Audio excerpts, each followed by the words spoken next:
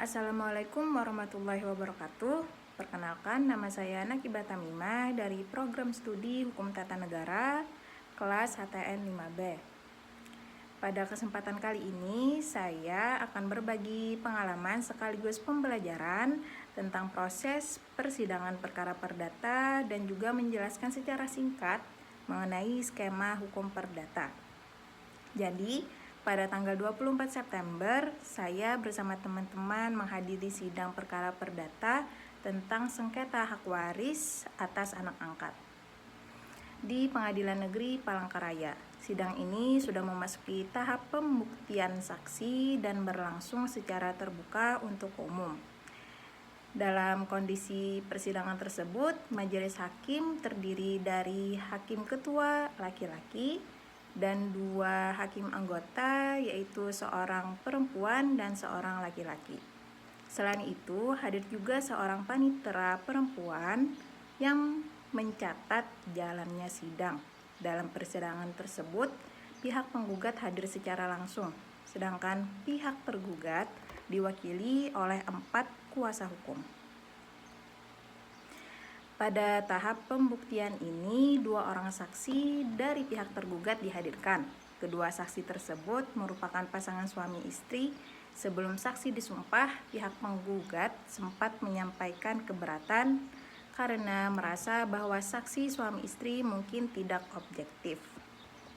Menanggapi keberatan tersebut, hakim ketua menjelaskan bahwa pasangan suami istri tetap boleh menjadi saksi selama tidak memiliki kepentingan langsung dalam perkara atau tidak saling mempengaruhi satu sama lain. Setelah itu, sidang dilanjutkan dengan pengambilan sumpah saksi sesuai aturan yang berlaku yang dipimpin oleh hakim anggota perempuan dan dibantu oleh seorang satpam. Selama pemeriksaan, hakim ketua dan para hakim anggota aktif menggali keterangan dari saksi. Kuasa hukum tergugat juga mengajukan beberapa pertanyaan. Sementara pihak penggugat mendengarkan dengan tenang. Dari pengalaman ini, saya juga memahami bahwa keberatan dalam persidangan merupakan hak pihak yang berperkara dan hakim memiliki peran untuk menilai serta menjaga agar proses tetap berjalan adil. Baik, untuk selanjutnya saya akan menjelaskan secara singkat mengenai skema alur prosedur perkara perdata, yaitu alur persidangan. Dari skema ini saya dapat sedikit belajar bahwa proses perdata di pengadilan punya langkah yang cukup panjang. Yang awalnya hakim membuka sidang pertama dan memastikan apakah kedua pihak hadir. Kalau keduanya hadir, hakim akan menyarankan mediasi, yaitu upaya damai supaya masalah bisa selesai tanpa lanjut ke tahap berikutnya atau tahap persidangan.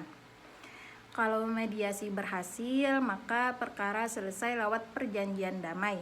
Tapi kalau mediasi tersebut gagal, sidang dilanjutkan ke tahap pembacaan gugatan, jawaban tergugat, replik, dan duplik.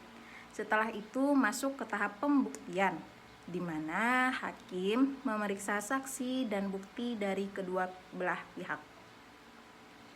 Skema ini juga menunjukkan kalau penggugat tidak hadir, maka gugatannya bisa gugur karena dapat dianggap itu adalah main-main atau tidak serius terhadap hukum. Dan kalau tergugat tidak hadir, hakim bisa menjatuhkan putusan first take, yaitu putusan tanpa kehadiran tergugat. Setelah semua tahap selesai, hakim membuat kesimpulan atau putusan akhir. Dan dari skema ini saya memahami bahwa setiap tahap punya peran penting, dan hukum perdata selalu memberi kesempatan bagi kedua belah pihak untuk menyelesaikan masalah dengan cara yang adil dan teratur. Skema kedua yaitu skema mengenai tahapan proses persidangan perkara perdata. Skema kedua ini menjelaskan urutan perkara perdata dengan cara yang lebih singkat dan mudah diingat. Langkah pertama adalah pendaftaran gugatan, lalu pengadilan akan melakukan pemanggilan para pihak. Setelah itu dilaksanakan sidang pertama untuk memeriksa kehadiran dan posisi masing-masing pihak. Tahap berikutnya adalah mediasi. Mediasi ialah di mana hakim membantu mencari jalan damai. Kalau mediasinya gagal, masuk ke tahap jawab jawab atau replik dan duplik.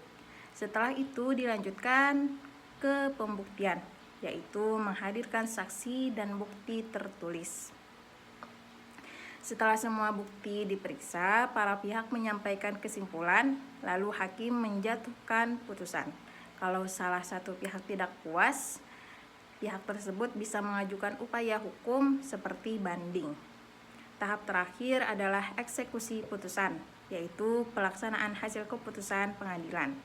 Dan dari skema yang kedua ini, saya belajar bahwa proses yang cukup panjang berjalan pada proses persidangan perkara perdata. Yaitu proses ini berjalan tertib dan bertahap, memberi waktu dan kesempatan yang cukup bagi setiap pihak untuk membuktikan dan mempertahankan atas apa kasus yang mereka rasakan. Terima kasih. Wassalamualaikum warahmatullahi wabarakatuh.